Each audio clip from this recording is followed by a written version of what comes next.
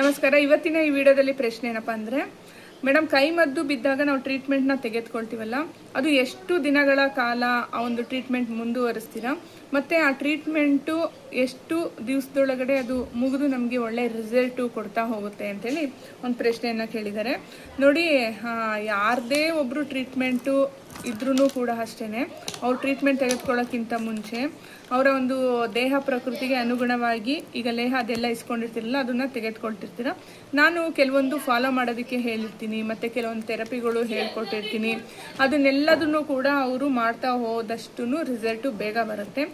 ಈಗ ಕೆಲವೊಬ್ಬರಿಗೆ ಒಂದೇ ವಾರದಲ್ಲಿ ರಿಸಲ್ಟ್ ಬರುತ್ತೆ, 2 ವಾರ ಅಥವಾ 3 ತಿಂಗಳು 6 ತಿಂಗಳು ಹಿಂಗೆಲ್ಲ ಟೈಮ್ ತಗೊಳುತ್ತೆ. ಮತ್ತಿನ್ನು ಕೆಲವೊಬ್ಬರಿಗೆ 100ಗೆ 100% ರಿಸಲ್ಟ್ ಬರುತ್ತೆ, ಮತ್ತಿನ್ನು ಕೆಲವರಿಗೆ 70% 60% ಈ ಥರ ರಿಸಲ್ಟ್ ಬರ್ತಾ ಹೋಗುತ್ತೆ. ಮತ್ತು ಅವರು ಚೆನ್ನಾಗಿ ಕರೆಕ್ಟಾಗಿ ಎಲ್ಲ ಫಾಲೋ ಮಾಡಬೇಕಾಗುತ್ತೆ. ಅಕಸ್ಮಾತ್ ಮಧ್ಯಡಿ ಬಿದ್ದಂಥ ಸಮಯದಲ್ಲಿ ಅವ್ರಿಗೆ ಆರ್ಗಾನ್ಸಿಗೆ ಏನಾದ್ರೂ ಫುಲ್ಲು ಪ್ರಾಬ್ಲಮ್ ಆಗಿ ಅದು ಬಗೆಹರಿದೇ ಇರ್ತಕ್ಕಂಥ ಸ್ಥಿತಿನಲ್ಲಿ ಇದ್ದಾಗೂ ಕೂಡ ಅಷ್ಟೇ ಏನು ಮಾಡೋಕ್ಕಾಗಲ್ಲ. ಕೆಲವು ಟೈಮಲ್ಲಿ ಏನಾಗುತ್ತೆ ಅಂದರೆ ಅದು ವರ್ಷಾನುಗಟ್ಟಲೆ ಟೈಮ್ ತಗೊಳುತ್ತೆ, 2 ವರ್ಷ ಆಗಿರ್ಬೋದು, 3 ವರ್ಷ ಆಗಿರ್ಬೋದು, ಈ ಥರ. ಒಟ್ಟಿನಲ್ಲಿ ಏನು ಹೇಳ್ತೀನೋ ಅದನ್ನು ನೀಟಾಗೆಲ್ಲ ಫಾಲೋ ಮಾಡ್ತಾ ಹೋದರೆ ರಿಸಲ್ಟೂ ಕೂಡ ಅಷ್ಟೇ ಬೇಗನೆ ಬರೋದಕ್ಕೆ ಶುರುವಾಗುತ್ತೆ. ಅವರವರ ದೇಹ ಪ್ರಕೃತಿ ಮೇಲೆ ಡಿಪೆಂಡ್ ಆಗುತ್ತೆ. ಎಲ್ಲ ವ್ಯಕ್ತಿಗಳಲ್ಲೂ ಒಂದೇ ರೀತಿಯಾಗಿರ್ತಕ್ಕಂಥ ದೇಹ ಪ್ರಕೃತಿ ಇರೋದಿಲ್ಲಲ್ಲ.